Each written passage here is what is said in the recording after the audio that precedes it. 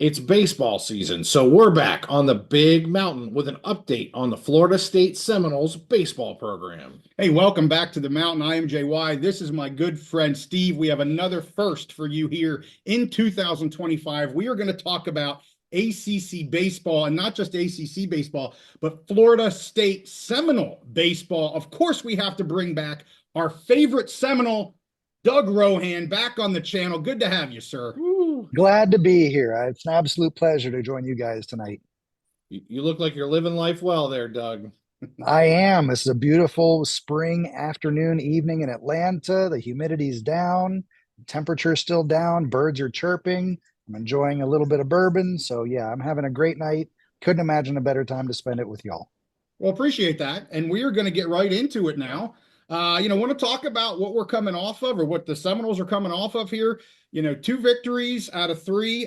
So winning the set there with Clemson, very important series for both teams there. Then we'll get into maybe just where things are at with the pitching and the hitting and offense and things. And then we got to talk about the ACC tournament, because there are going to be some changes coming up here in this year. So would love to hear from you. Can you give us a summary on what just occurred here last weekend? The Seminoles versus the Clemson Tigers. Yeah, it was a top 5 matchup. Florida State came into that series a consensus number 5.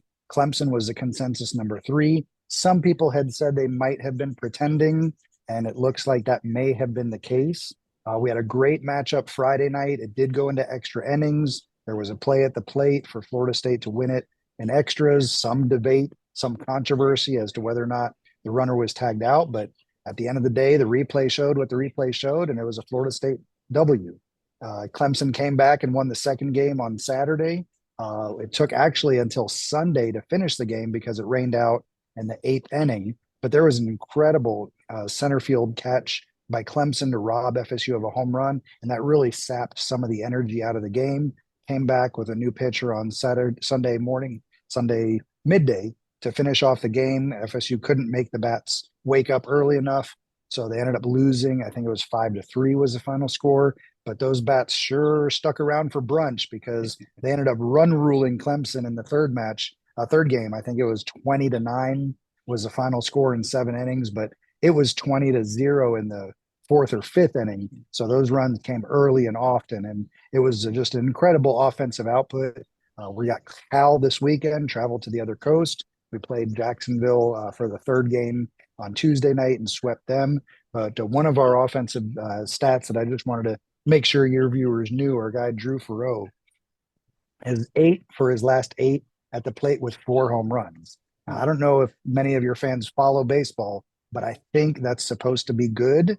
I think that's a significant and positive stat line to have. So, yeah, the offense is really turning around, and all that comes on the heels of having a 1-2 punch with Jamie Arnold, who might be the first overall draft pick, and Joey Vellini, who's really turned it on. It was a transfer. We weren't sure he was going to be a weekend starter, and it turns out he's starting to show out even better than Jamie Arnold has been doing. So we've got really 2 co-aces for the offense, and it's been very impressive to watch. Doug, I want to ask you a follow-up question about the significance of the series with Clemson, the series win over them, and just kind of try and get a comparison. I've been following Florida State baseball on Twitter and some of the fans, and just trying to get, obviously it's been a fun season that you guys have been having. So I want to ask you this as our number 1 Seminoles fan here that comes on the big mountain. What is the significance of, so, you played, I think, 3 games this year against the Gators. That's your in-state, rival. Really seems like, man, that like the feelings ramp up when you guys are playing them. But right now you're in this battle in the ACC. You said top 5 matchup between you and Clemson. So how do those kind of rivalries or situations, how do they differ? Which were the fans more up for this series or more up for the Gators? And just how do you feel like this series with Clemson kind of sets the tone for the season as you guys are looking towards the postseason? That's a fantastic question, because it's debatable every year, largely based on the success of those games. And I'll explain why. We don't play a weekend series with the Gators. We play a weekend series with Miami because they're in the ACC. So you get your number one, number two, number three pitchers against their number one, number two, number three pitchers. Your bullpen matters. How deep you go in one game affects the other game. The Gators are a midweek game. So we play them on Tuesday nights. We play one home game, one away game at Florida Field, and then one intermediate game or neutral site game in Jacksonville. So it is a little bit of a challenge, and the loser will always say it's a midweek game, it doesn't matter. And the winner always says, hell yeah, we beat our rivals. So it's one of those things that's bittersweet. There's arguments for both sides. We didn't know. I don't think we've had the same midweek starter for any of our 8 Tuesday night games since the start of the season. We thought we had a number 4. The number 4 got injured in the second Tuesday night game of his start, and he hasn't come back. So we've been playing a different Tuesday night starter for all these midweek games. But at the end of the day, when you win and beat your rival, that's what matters. But yeah, we've got a lot of chirpiness that comes when we play them. There's a lot of barking back and forth. The umps definitely have to get involved and mediate those contests. So yes, we love beating the Gators. We love playing the Gators. But then Miami's a traditional weekend series. So both rivalries have a very different flavor. Well, this weekend, maybe not as big for the Seminoles. They're going to the West Coast Cal team that's struggling at the bottom of the ACC. But looking around the ACC, you've got UNC playing NC State this weekend. You've got Clemson playing Duke this weekend. So some really big matchups here this weekend coming up. Let's talk about pitching here just a little bit more. I'd love to hear from you. You mentioned Jamie Arnold, a junior lefty. 2.29 ERA. You've got Joey Vellini. You mentioned him, another lefty, redshirt junior. I believe he was a transfer from South Florida.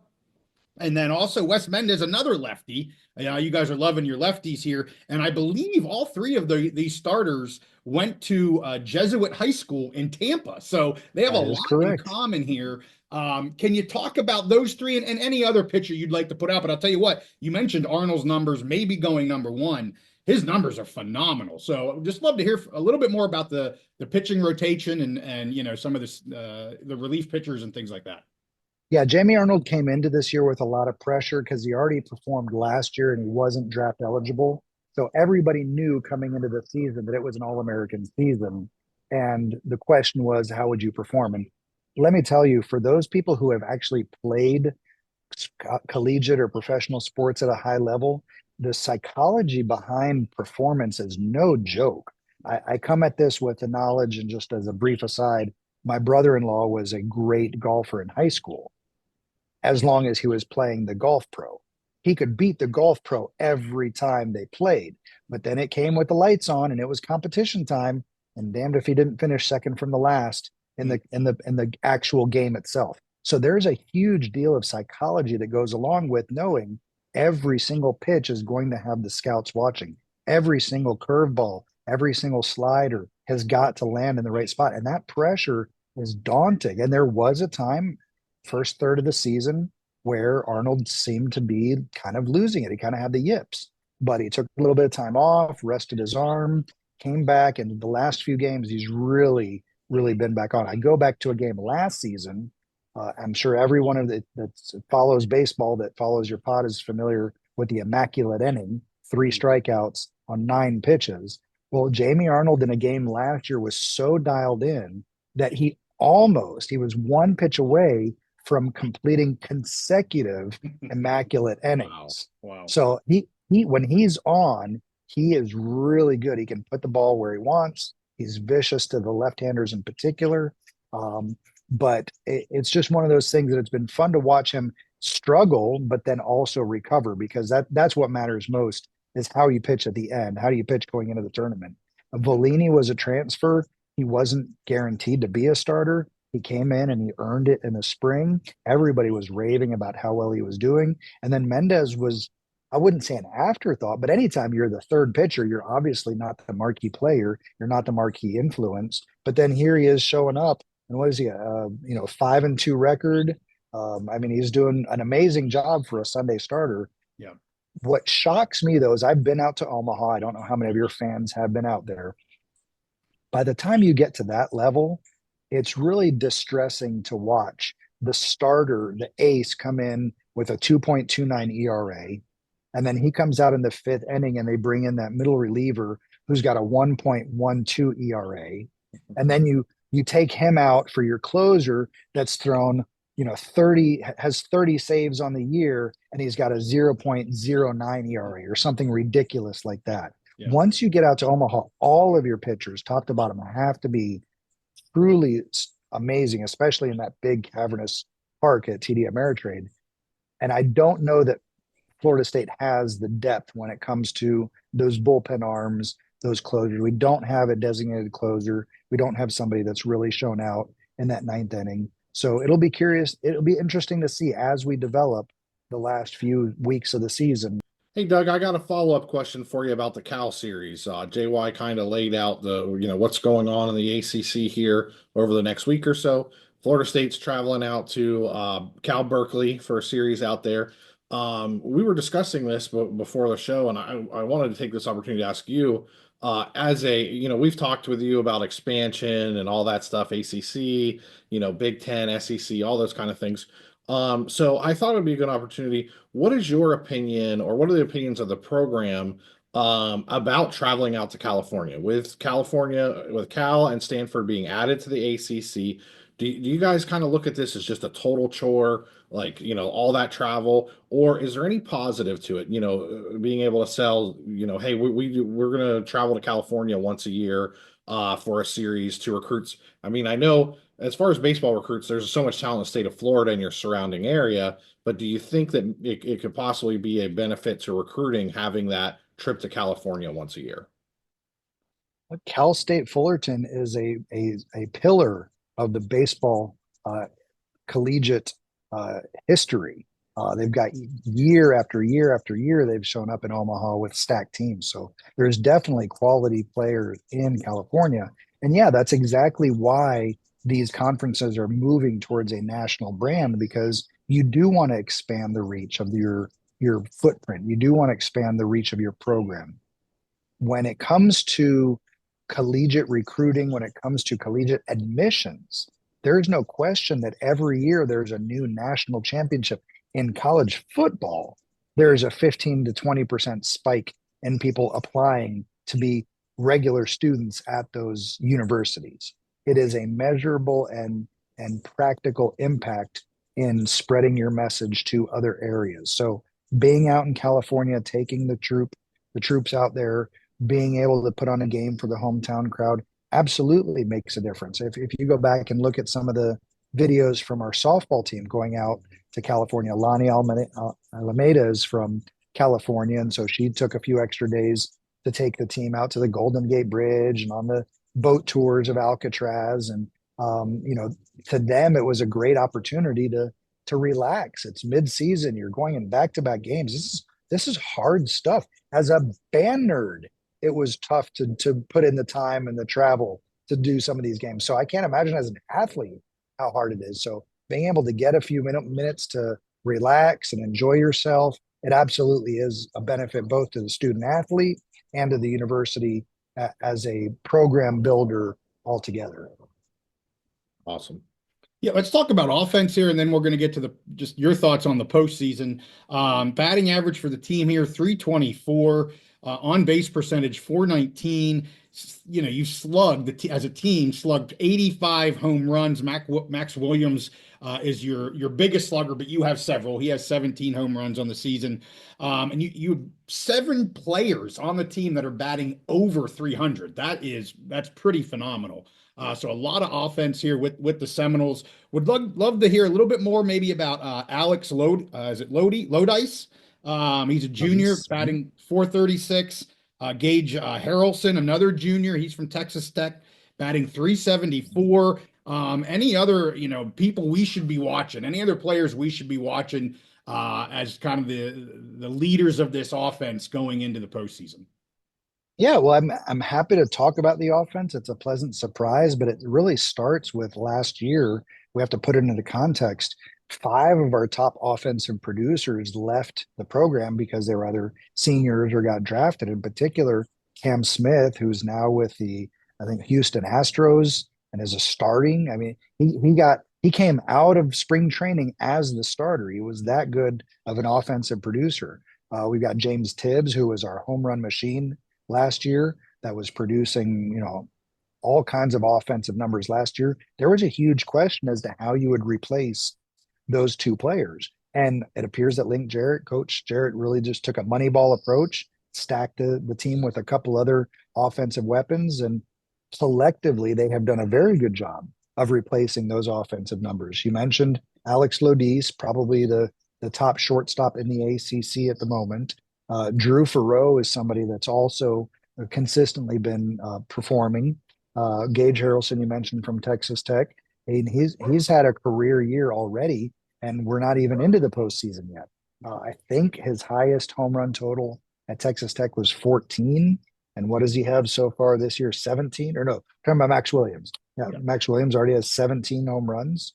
Max has been doing a great job. But Gage, at the top of the order, for somebody to be batting 374, he's got 179 at bats with 67 hits. So for that to be your leadoff guy, really is impressive. And at the end of the day, there is not really a weak spot. Shamela is our number 3 catcher and happened to have to start the Cal series because of some injuries, the Clemson series because of some injuries. And he was one of the home run hitters in the first game that put us over the top. So even when you're bringing in your third catcher, who's, not particularly offensive, even he's finding a way to make it happen. We've got BJ Gibson. He's our wide receiver for the football team, and he just happens to be hitting, 242 right about the Mendoza line. But even his stolen bases are, off the charts. He basically, once he gets on base, it's a double every time he gets on base. And then we've got another Noah Sheffield. I don't know if any of your fans know about Gary Sheffield and his time with the Marlins, but this is his son, and he's doing a great job. He was actually his dad was up in the stands in the Clemson game giving some batting lessons to one of the other spectators that was there. So somebody got a free lesson during their time in the stands. But yeah, the offense has been a pleasant surprise, and when the offense is producing, that's always the fear, is who's going to go cold when, especially as it gets to the postseason. Is that ace pitcher going to lose the strike zone, or is your leadoff batter going to go 0 for 19 in the tournament? That's why baseball is just such an amazing sport, and you have to love it. Doug, that's why you got to just enjoy the ride instead of worrying about exactly things like that. So let's get to the postseason. You talked about maybe what can occur, good, bad, who's going to get hot, who might go cold. Currently sitting first in the ACC here, 14-7 in conference, 34-10 overall. We talked about kind of what's coming up here to end the regular season here in about a week. But I want to talk briefly about the postseason, especially the changes that are coming this year to the ACC. All teams are going to make it into the postseason, and the first 4 get a double bye. So can you talk a little bit about the changes and maybe the pros and cons, if there are any, to what may be happening here with the ACC baseball tournament? Yeah, in previous years, they had what was called a pool play scenario. So not all the teams would make it. They had 4 different pools of 3 teams. So 12 teams would make it into the postseason. So some would get left out just based on their record. Once you divide it into the 4 pools, it was a 3-team round robin, and everybody would play each other. Well, the highest seed wins the tie automatically. So the goal was to be 1, 2, 3, or 4, so that you would be the top seed in your pool. You would play game 1 if you won that game. You would play game 2 if you won that game. It didn't matter what happened in the 3rd game, because nobody else was going to have 3 wins or 2 wins. If you had 2 wins as the higher ranked team, you were automatically through. Yeah. So there was this frustration in the pool play, because you'd get to your Thursday night game, that was your second game, or your Friday morning game, that was your second game, and it might not matter. And so there was some consternation, because you would waste a pitcher, you would throw somebody out there that didn't need to be, using up their arm in a game that was inconsequential. So the coaches and the conference came up with this new idea. Everybody's in. but we're going to have a top bye, a 1 and 2 round bye into the tournament. Now, I haven't seen it. I haven't seen how it plays out. We'll watch it this year, but it just made it that much more important that you finish as one of the top four seeds, because then you could have a traditional weekend 3 game rotation with your pitching staff.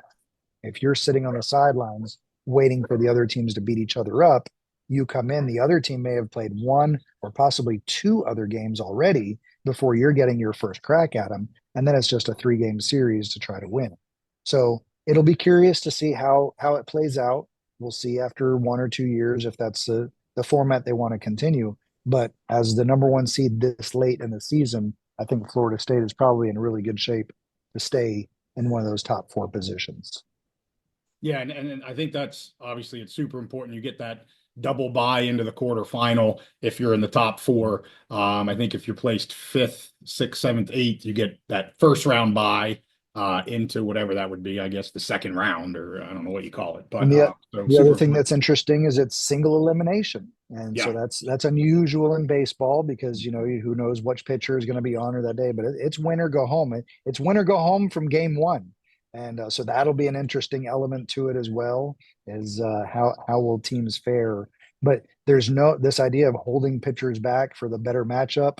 Yeah. It eliminates that. You better throw your best pitcher out there because you lose 1 game and you're going home.